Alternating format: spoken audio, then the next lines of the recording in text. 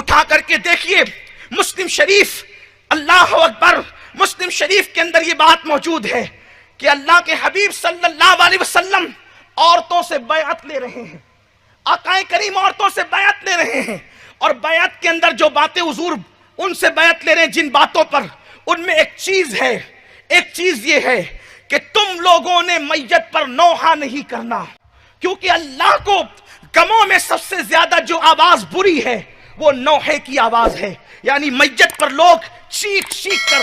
پکار کر روتے ہیں، آواز نکال کر روتے ہیں، میت کی خوبیاں اس کی جو ہے وہ اوصاف بیان کر کے روتے ہیں، اس کو نوحہ کہتے ہیں۔ ایک حدیث پاک میں آتا ہے جب میت پر کوئی نوحہ کرتا ہے تو اللہ اس کے فرشتے اس پہ لعنت کرتے ہیں۔ نوحہ کرنا حرام ہے، کسے نہیں پتا کہ نوحہ کرنا حرام ہے، مگر قربان جائیں جب میرے سرکار عورتوں سے بیعت لے رہے ہیں کہ میرے آقا نے فرمایا نوحہ نہیں کریں گے، تو ام عطیہ نام کی ایک خاتون عرض کرتی ہے یا رسول اللہ زمانے جہالت میں میرے گھر میت ہوئی تھی تو فلاں خاندان کے لوگ میرے گھر نوحہ کرنے کے لیے میرے ساتھ مل کر کے رونے پیٹنے آئے تھے، آقا کریم یہ ان کا مجھ پر احسان اور قرض ہے، آقا اگر اجازت دے تو میں بھی اس خاندان کے اندر نوحہ کر سکتی ہوں۔ آقا کریم صلی اللہ علیہ وسلم نے یہ نہیں کہا میں تو مجبور محض تمہاری طرح انسان بن کر کے آیا ہوں، اللہ کا قانون ہے،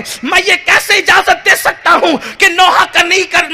کر سکتے ہیں۔ آقا کریم نے فرمایا ٹھیک ہے، جس خاندان کا تم پر احسان ہے، مفہوم حدیث ہے، اس خاندان کی میت میں تمہیں نوحہ کرنے کی اجازت دیتا ہوں، تم اس خاندان کے اندر جا کر کے ان کا احسان چکا دو، مگر تمہارے بعد یہ چیز کسی اور کے لیے جائز نہیں ہوگی۔ اس کے بعد اٹھا کر کے دیکھیں شریعت میں بے شمار مثالیں موجود ہیں۔ اللہ کے حبیب صلی اللہ علیہ وسلم کے غلاموں، کس مسلمان کو پتا نہیں کہ کسی کا شوہر انتقال کر جائے تو شوہر کی موت پر عورت کو عدت گزارنا 4 مہینے 10 دن یہ واجب ہے، اس کو 4 مہینے 10 دن کوئی سنگھار نہیں کرنا، کوئی زینت نہیں کرنا، مگر سیاستہ اٹھا کر کے دیکھیں جب حضرت سیدنا جعفر طیار رضی اللہ تبارک و تعالی عنہ شہید ہو گئے تو ان کی بیوی حضرت اسماء بنت امیس آقا کریم صلی اللہ علیہ وسلم ان کے پاس تشریف لائے اور ارشاد فرمایا تو نے صرف 3 دن سوگ کرنا ہے بس، اور 3 دن کے بعد تو جو چاہے کرے،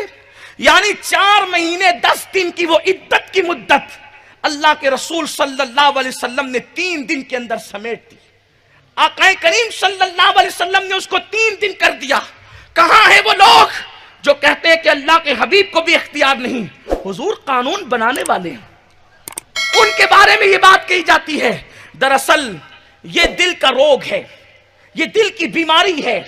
اللہ کے حبیب صلی اللہ علیہ وسلم کی عظمت پر یہ حملہ ہے۔ ہم کہتے ہیں شریعت کو تحفظ بالکل ملنا چاہیے، لیکن شریعت سے زیادہ تحفظ ناموس رسالت صلی اللہ علیہ وسلم کا ہونا چاہیے، کیونکہ شریعت لانے والے، شریعت بتانے والے، خدا کا پتہ بتانے والے اللہ کے حبیب صلی اللہ علیہ